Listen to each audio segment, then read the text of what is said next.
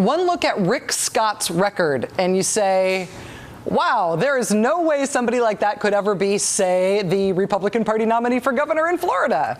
Rick Scott is a former healthcare industry executive. He founded and ran Columbia HCA, which became the biggest hospital chain in the United States, one of the biggest companies in the world, and also paid one of the biggest settlements to avoid charges of Medicare fraud, $1.7 billion.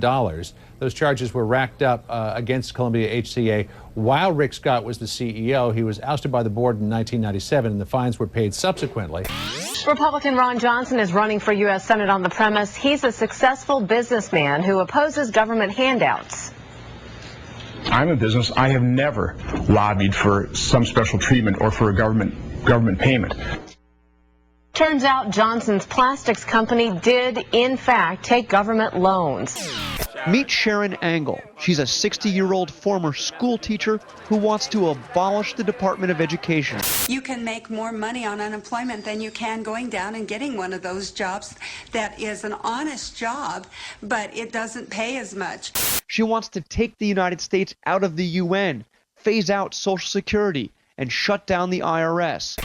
Daniel Webster, who, in addition to having one of those amazing names in politics, is also famous for his support of covenant marriage. The Central Florida Tea Party Council is throwing its support behind Webster.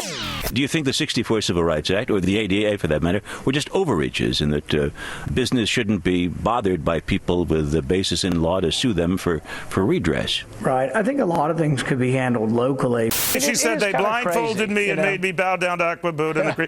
That might have been just a college prank, but you don't even remember that, right? Colorado, U.S. Senate race, Ken Buck, Republican nominee. He wants to eliminate the energy and education departments, says separation of church and state is too strictly enforced.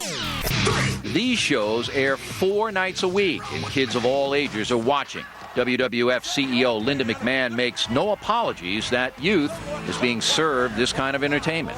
Most of the children that we have found to watch our programming through our research, if they're from, 2 to 11 especially, are watching with a parent.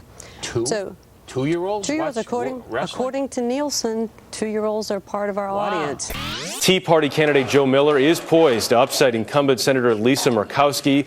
Miller is backed by former Alaska Governor Sarah Palin.